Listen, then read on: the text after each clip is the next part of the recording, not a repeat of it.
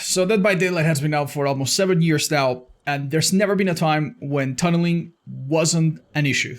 People have always complained about it. Some people complain that they feel like they need to tunnel in order to even have a chance to win. Some people on the other side complain that they don't even get a chance to play because they get tunneled out of the game way too early. Both of them have some valid arguments, sure, but the point is, tunneling has always been an issue. I've talked about tunneling in recent videos, in Twitter posts. I've even went on a podcast with fellow content creators to discuss it. But I wanted to do something more. I wanted to find out what would happen if I went a whole week playing killer without tunneling.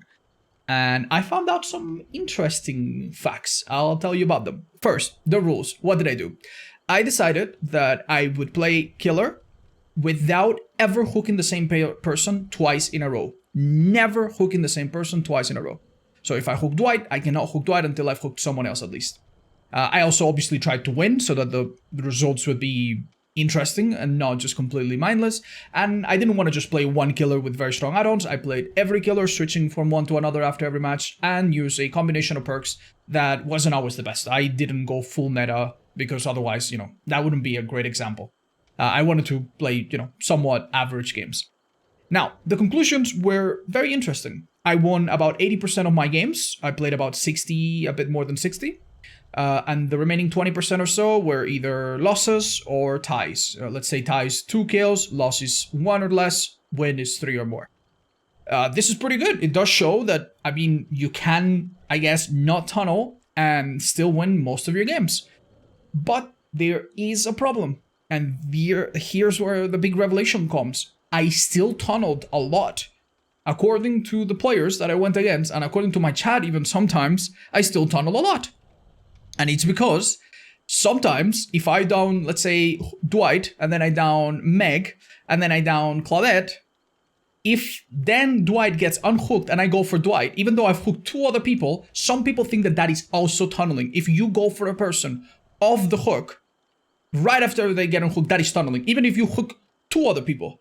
And this creates a really interesting paradox, where if survivors play really, really well, technically, I guess that's not an issue, but if they play badly and they allow me to get multiple hooks before an unhook happens, then suddenly half the team or more is unavailable. I can't go for any of them because technically it would be tunneling. So this makes me understand just how wide the scope of tunneling is. Some people really think tunneling is almost anything, and some other people would only consider tunneling if you 3-hook one person, which is the other extreme. But either way, whether you think tunneling is one or another, no matter what, some people, I found out during this experiment, want to be tunneled. There were some survivors that I was trying to avoid that wanted nothing more than to just get in front of me and try to take hits for the teammates or just try to get a chase with me. This is another really interesting thing, where for some survivors, tunneling is like the worst thing ever, and they don't want to get out of the game this quickly because they don't feel confident. And some other survivors don't want anything other than just to get chased, and they'll run into you really quickly, which sometimes sends you a bit of mixed signals. And perhaps the saddest part is that tunneling isn't always enough and you can't always do it. Against the really, really strong survivor teams, they understand that your main way to win the game is to tunnel one of them out and then deal with the other 3. And they'll never let you do that. They will bring perks, they will bring items, they will play and use teamwork in a certain way that makes tunneling basically impossible. And in some of the games we played, we did find this out, that even if I did have no rules and I still tried to tunnel, it wouldn't be enough because the survivors are prepared.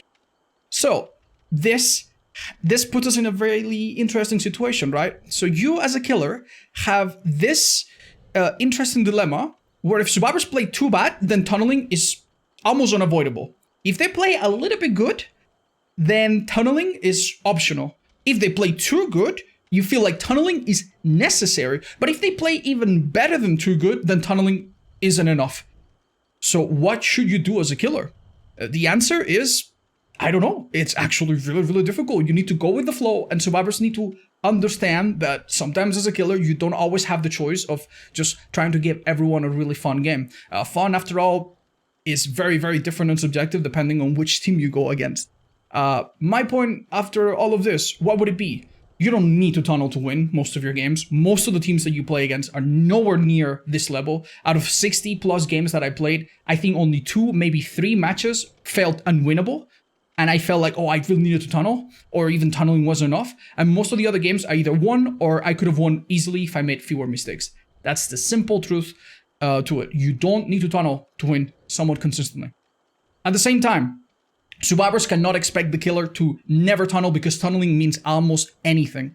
And instead of blaming the killer for following the most logical incentives that the game provides them, you should probably aim that frustration at the developers and the game itself. I feel like some of the frustration that we feel, not just with tunneling, but with other parts of the game, should not be aimed at each other because we're at each other's throats constantly, but rather we should point that towards the devs and ask them, hey, what can we do to make the game better?